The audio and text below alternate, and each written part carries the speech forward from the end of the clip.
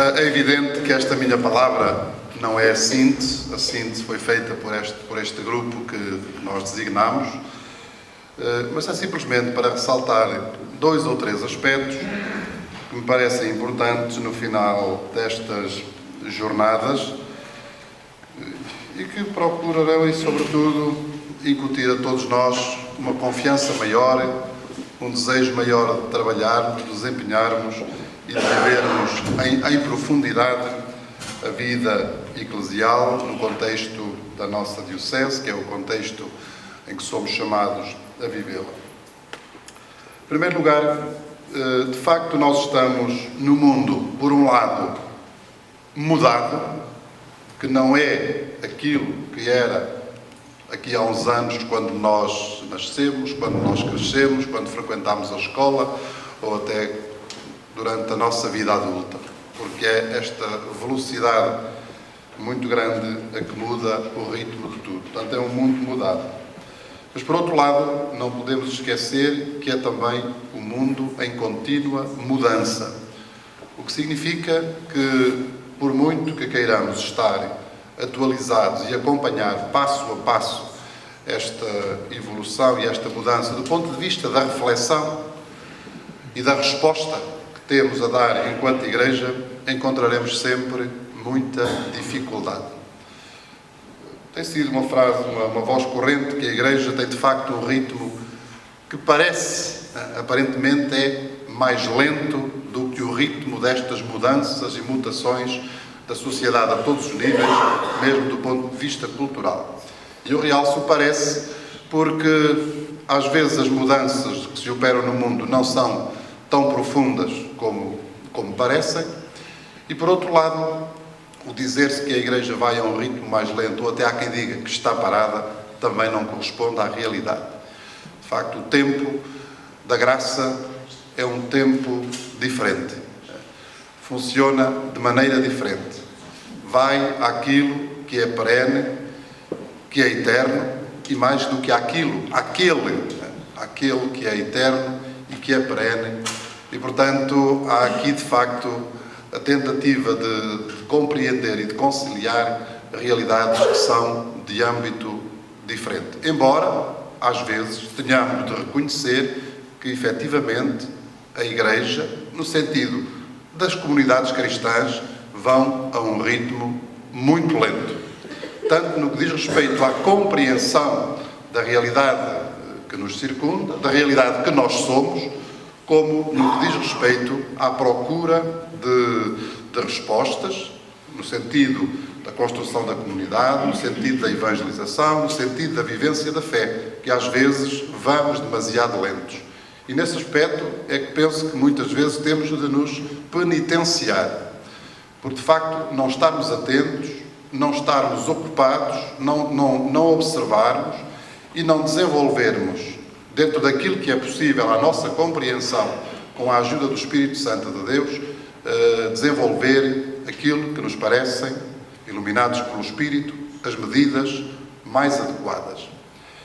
Mesmo às vezes, quando a própria Igreja, no seu magistério, seja a Igreja Universal, seja inclusivamente ao nosso nível a Igreja Diocesana, nos vai apontando alguns princípios, algumas linhas, algumas perspectivas, algumas orientações, há muita dificuldade de nos entusiasmarmos e de fazermos passar à nossa reflexão e à prática e de aplicarmos nas nossas comunidades aquilo que parecem ser as intuições fundamentais e que eu acredito que vêm do Espírito Santo de Deus, tanto pela voz do magistério da Igreja Universal, como inclusivamente no que diz respeito ao nosso contexto mais concreto, pela voz da própria Diocese.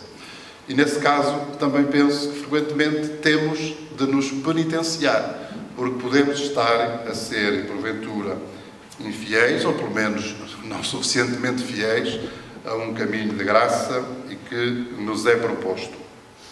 E para dizer que não basta pensarmos hoje nesta questão, porque as mutações são tão rápidas e o ritmo é tão acelerado que tem de ser um trabalho constante, perseverante e contínuo.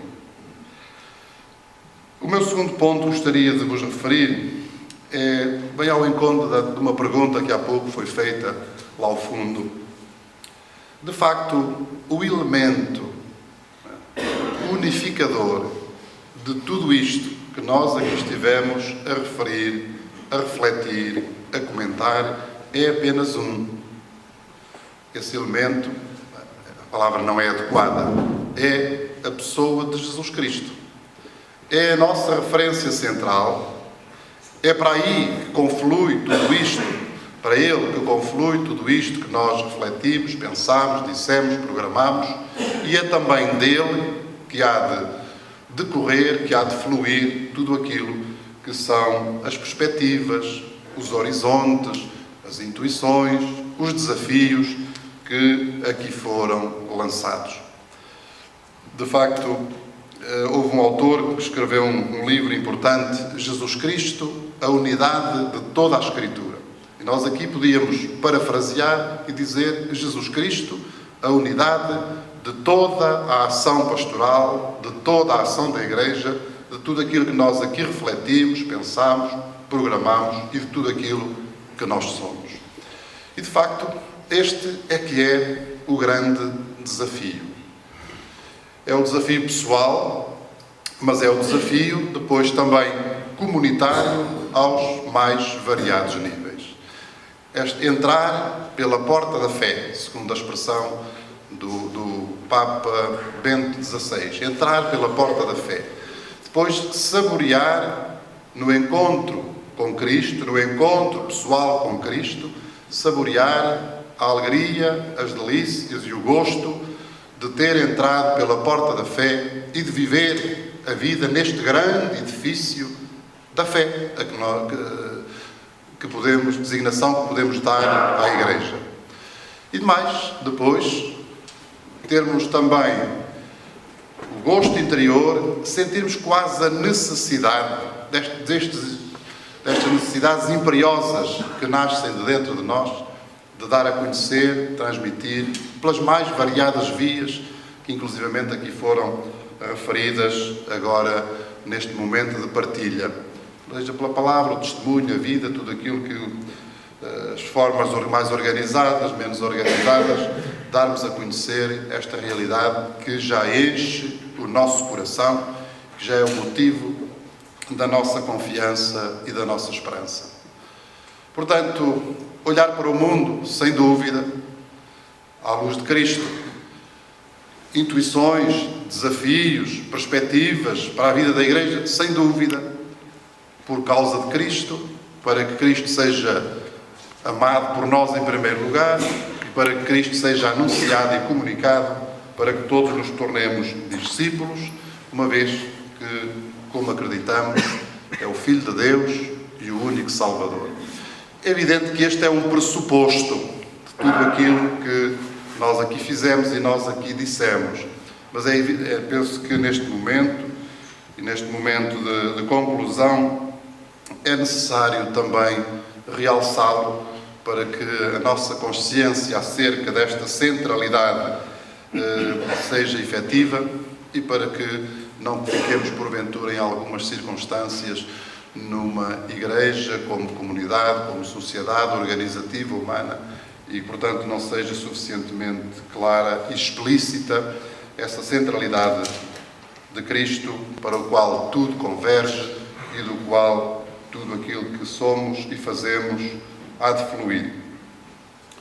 Um terceiro ponto, para vos dizer que, de facto, no nosso contexto da Diocese de Coimbra, o grande desafio que nós temos pela frente é o de evangelizar um mundo já oficialmente cristão, ou, se não quiserem, já ainda oficialmente cristão. Evangelizar este mundo. Porque, de facto, é a maioria, a extremamente grande maioria dos habitantes, dos cidadãos da nossa Diocese de Coimbra são cristãos e são católicos nas suas mais variadas formas de pertença e com as mais variadas convicções, mais próximos, menos próximos, uma identidade mais vincada, menos vincada. E nesse grupo também nos incluímos a nós, enquanto cristãos que precisam de ser evangelizados. Foi dito também, nós também somos objeto de evangelização, matéria a ser evangelizada, e há um outro mundo muito vasto de pessoas que precisam de ser evangelizadas e que porventura estão até numa situação de relação com a Igreja, de relação com Cristo, de convicção acerca da sua própria identidade, sentido de pertença à Igreja, etc., numa relação bastante diferente daquela que temos nós. Agora, significa isto que é necessário sermos capazes de aproveitar tudo aquilo que nós já somos, já fazemos, potenciando, sem desperdícios, aquilo que já somos, aquilo que já fazemos, para que seja possível construirmos uma igreja, uma comunidade cristã com mais vida, com mais convicção, com mais esperança, com mais amor e, portanto, a viver uma fé, podemos dizer, mais autêntica. Só que este trabalho de evangelizar um mundo oficialmente ou aparentemente cristão revela-se muito difícil, porque há todo aquele peso que nós conhecemos da apatia, da tradição, do costume, enfim, que existe, como foi dito também, inclusivamente dentro de nós. Mas gostaria muito que, de facto, a nossa ação pastoral se voltasse, com certeza, para dentro também. E o dentro desta forma inclusiva. E, portanto, que tenha em conta os diferentes tipos de pertença e as diferentes formas de consciência da fé. É evidente que depois há entre nós uma minoria de pessoas que nunca tiveram um anúncio, que nunca se integraram na Igreja, que não entraram, inclusivamente, pela porta da fé. E é necessário um trabalho, pois, muito grande, no sentido de fazer chegar ali a luz do Evangelho.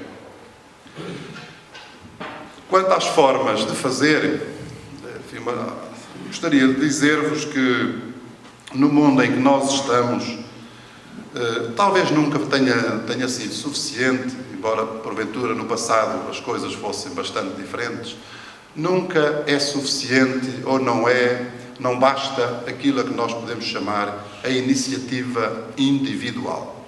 Sem desvalorizar em nada tudo aquilo que foi dito, não são contraditórios a questão do testemunho, a questão da palavra, a questão da vida de cada pessoa, sem dúvida, mas hoje isso sendo absolutamente necessário, eu penso que não é suficiente.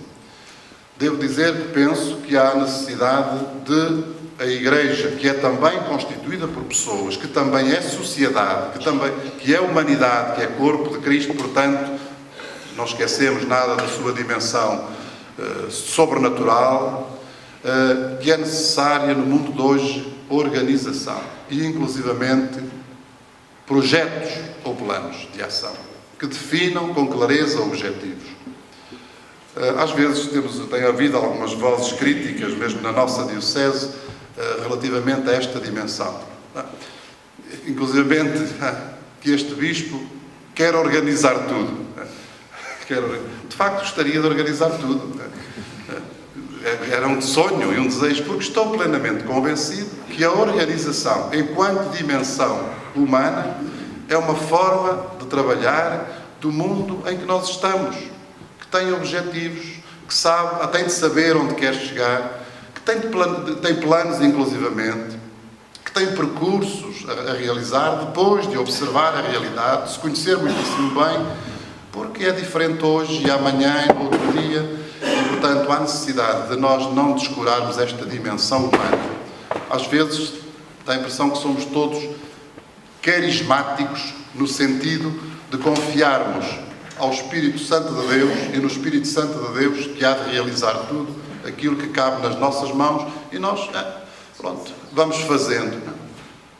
De carismáticos nesse sentido de empurrarmos para o Espírito de Deus aquilo que nos cabe enquanto Igreja, comunidade sobrenatural, divina, mas também humana, mas é mais um ato de irresponsabilidade da nossa parte. Portanto, aliás, o mundo de hoje é assim, como não é o mesmo, não é exatamente o mesmo que era ontem, nem que era há uma década, exige uma reflexão e medidas e ações adequadas para este tempo, que no próximo ano podem já não ser as mais adequadas, ou nos próximos anos, ou nas próximas décadas. E esta nossa capacidade de lermos a realidade, de a programarmos, de nos organizarmos enquanto comunidades cristãs, enquanto igreja, é absolutamente necessária, porque é o meio pelo qual o Espírito Santo de Deus há de agir no mundo e na igreja em que nós estamos. Aliás, o Senhor encarnou exatamente para se fazer homem e estar conosco e entre nós, e mandou o seu Espírito para nos enriquecer interiormente, mas efetivamente não para nos substituir. Portanto, às vezes certos espiritualismos desencarnados fazem da Igreja uma realidade etérea, como se ela não fosse realidade presente no mundo. E a Igreja é sinal, é farol, mas é presente no mundo, o que significa que precisa de contar com tudo aquilo que são os elementos humanos, potenciá-los, iluminada pelo Espírito de Deus, para realizar a obra que lhe foi confiada. E neste sentido, caríssimos, penso que, de facto, a nossa Diocese tem estado a dar alguns pequenos passos. Este desenvolvimento do plano pastoral proposto, divulgado, que tem ações, que tem objetivos, penso que é um passo definitivo. Se nós formos capazes, todos, cada um a seu nível, de dar continuidade, acolher e depois dar continuidade, refletir e tentar aplicar dentro do contexto em que se vive a nossa vida cristã, nas comunidades mais pequenas. E isto hoje não é, como sabemos, uma tarefa que possa caber exclusivamente nem ao bispo, nem aos sacerdotes. É tarefa do povo de Deus. Esta é uma graça da Igreja do nosso tempo. É tarefa de todo o povo de Deus, em que cada um, com certeza, nele tem o seu lugar, a sua vocação e o seu próprio modo de estar e também de agir. Para dizer-vos que, dentro destas formas de organização que havemos de potenciar, estão com certeza os chamados órgãos de comunhão e de participação da vida da Igreja. De uma forma muito particular, os conselhos pastorais.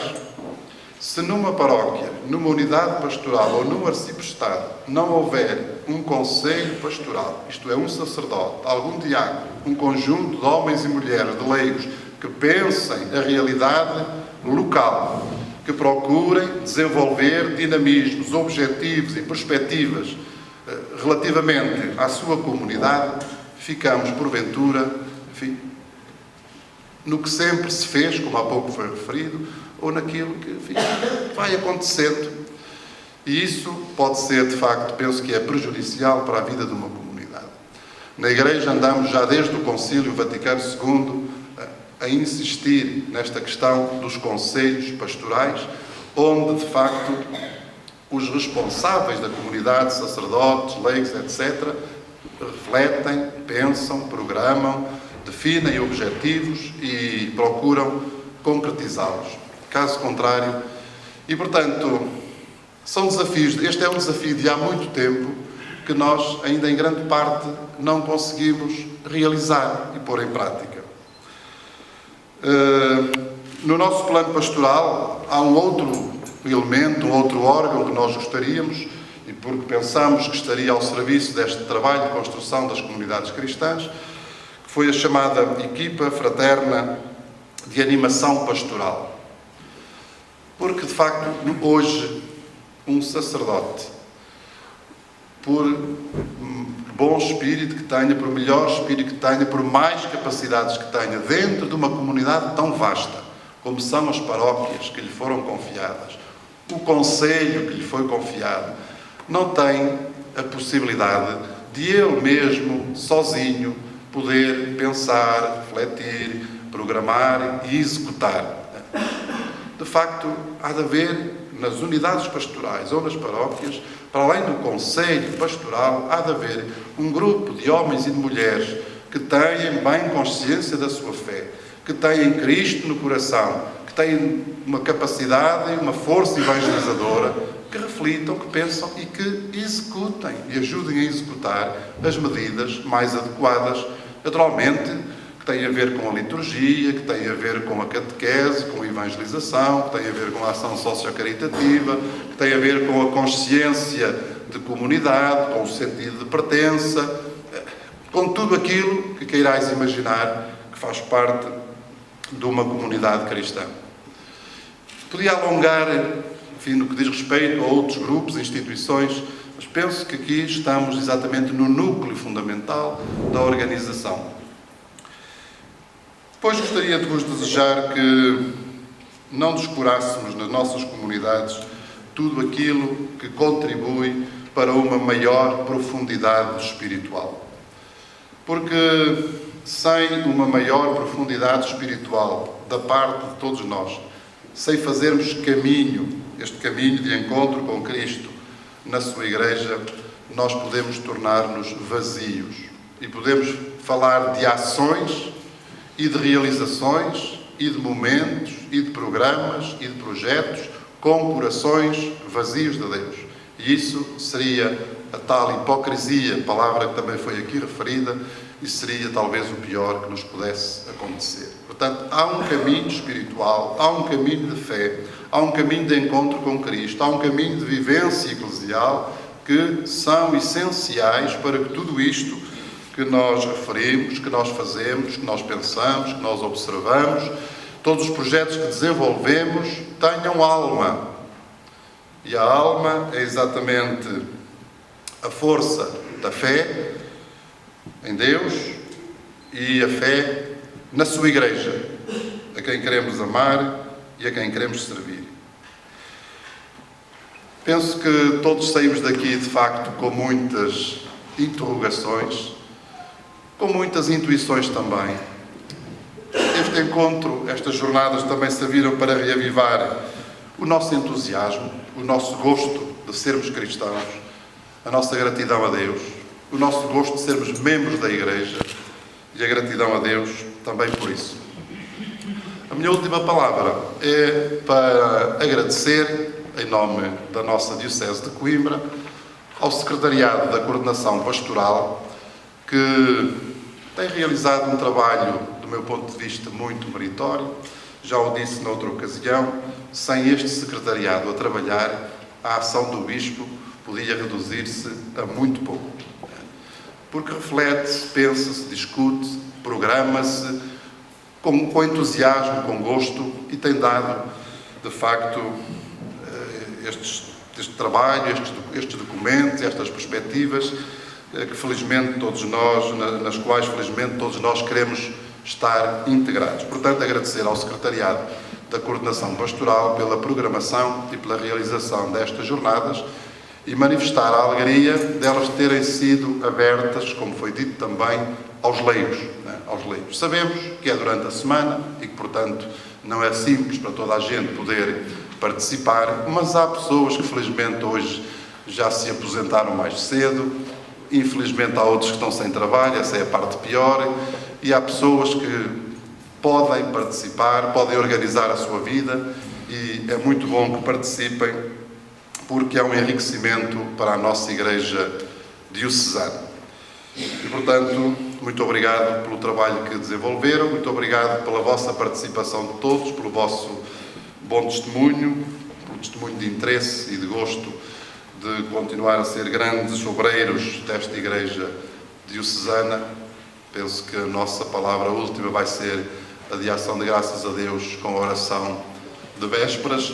Procuraremos pôr nesta oração, de facto, o nosso coração e a totalidade da nossa disponibilidade para servirmos a Deus e para servirmos à sua Igreja.